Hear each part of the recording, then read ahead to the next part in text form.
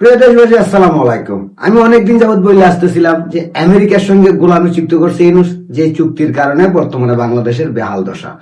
সেটা নিয়ে আপনারা কেউ মাথা ঘামান নাই, কিন্তু আমি আজকে আনন্দিত, কারণ ব্যারিস্টার রুমিন ফারহানার পর দ্বিতীয় কোনো ব্যক্তি এই গোলামি চুক্তি নিয়ে প্রশ্ন তুলছেন। তাকে আমি ধন্যবাদ দিতে চাই এবং আপনাদেরকে সেই মানুষটাকে দেখাতে চাই তিনি আমেরিকার গোলামি চুক্তি নিয়ে কি বলছে। চলেন আগে ওনার কথাগুলো শুনি, তারপরে এটা নিয়ে আলোচনা করতেছি। চুক্তি করলেন, বিএনপিও সেটা সমর্থন দিলেন। জুলাই অভ্যুত্থানের আকাঙ্ক্ষা কি? আমাদের যে বাণিজ্য চুক্তি হয়েছে, মানে আমেরিকার সাথে যে বাণিজ্য চুক্তি হয়েছে সেটার সাথে যায়। এই জন্য কি আমরা জুলাই অভ্যুত্থান করেছিলাম যে ইউনূস সরকার যে চুক্তি করলেন, বিএনপিও সেটা সমর্থন দিলেন, মানে পার্লামেন্টের তথাকথিত বিরোধী দল তারাও সেটা সমর্থন দিল। আরে আমেরিকার প্রশ্নে আপনারা সব সরকারি দল বিরোধী দল সব এক হয়ে যান, সেখানে আপনাদের কোনো বিরোধিতা নাই। এবং আপনারা এত জনস্বার্থ বিরোধী, যেখানে হচ্ছে আমাদের অর্থনীতির উপরে বিরাট একটা আক্রমণ হবে এবং আমাদের সাধারণ মানুষ ক্ষতিগ্রস্ত হবে, সেই জায়গায় হচ্ছে আপনারা বাণিজ্য চুক্তিটা করে ফেললেন। আপনারা বন্দর, যে বন্দর চট্টগ্রাম নিউ মেরিন টার্মিনাল, যেটা হচ্ছে আমাদের দেশীয় সক্ষমতার জুড়ে সেটা হচ্ছে লাভজনক হয়েছে, সেটাকে আপনারা বিদেশিদের হাতে তুলে দিতে চান। জনগণকে তো এত বোকা ভাবলে হবে না। আপনারা সরকারে গেছেন, ইন্ডিয়া তো সেটা বাস্তবায়ন করেনি, মালয়েশিয়া সেই চুক্তি বাতিল করেছে। ফলে এইগুলোকে বাদ দিয়ে আপনি তো গণতন্ত্র এবং আপনি দেশ এবং জুলাইয়ের আকাঙ্ক্ষা সেটা তো বাস্তবায়ন আপনি করতে পারবেন না। আর সর্বশেষ একটা কথা বলি, এই যে এতগুলো সংস্কার কমিশনের মিটিং হলো, আমি শেষ করে দিব কয়েক মিনিট, এক সেকেন্ডের মধ্যেই। তো সেইখানে তো আপনারা এত টাকা খরচ করলেন, 2,76,000 টাকা পার্লামেন্টে প্রতি মিনিটে খরচ হয়। বাণিজ্য চুক্তি নিয়ে একবারও কথা বলতে পারেন না। জনগণের স্বার্থে শ্রমিক মেহনতি মানুষের পক্ষে, চা বাগানের শ্রমিকরা আন্দোলন করতেছে, তাদের পক্ষে কথা বলতে পারেন না, গার্মেন্টস শ্রমিকের পক্ষে কথা বলতে পারেন না, তাহলে কেমনে হবে? জনগণের অধিকার এখানে নিশ্চিত কোথায় হলো? সেইটাই শুধু আমার প্রশ্ন। ধন্যবাদ সবাইকে। এই আমেরিকার গোলামি চুক্তি নিয়ে কথা বলার কারণে অনেকেই আমার গালাগালি করছে, অনেকেই বলছেন প্রুফ দেন, প্রমাণ দেন। দেখলেন তো, এই আমেরিকা চুক্তি নিয়ে কথা বলার পর আমাদের দেশের সরকার প্রধানদের, সরকারের এমপি মন্ত্রীদের, সরকারে যারা আছে তাদের মুখের চেহারা কেমন হয়ে গেছে। কারণ তারাও জানে এই গোলামি চুক্তি আমাদেরকে গোলাম বানায় রাখছে, যার কারণে বাংলাদেশে গ্যাস, তেল, বিদ্যুৎ, নিত্য পণ্যের জিনিসের দাম বাড়তেছে। আমরা বহির্বিশ্ব থেকে কোনো কিছু আমদানি করতে পারতেছি না, কারণ আমেরিকার গোলামি চুক্তি।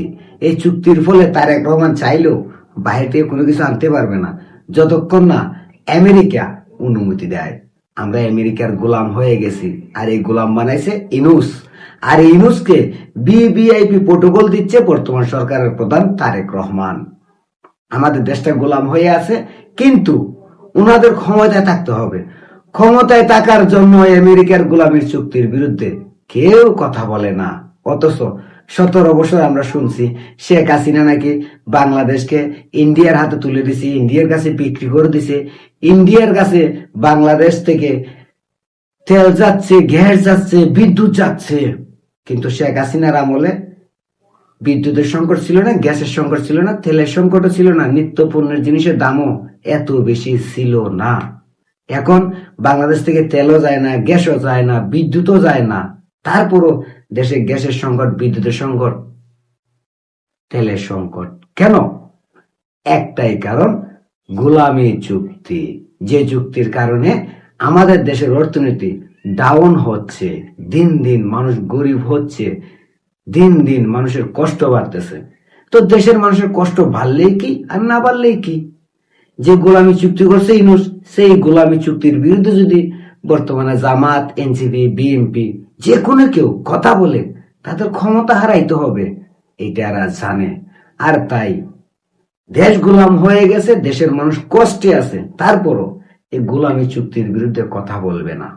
এবার আপনারা চিন্তা করবেন, আপনারা কি গোলাম হয়ে থাকবেন নাকি প্রতিবাদ করবেন? প্রতিবাদ করলে হয়তো আমরা আমেরিকার গোলামের হাত থেকে রক্ষা পাবো।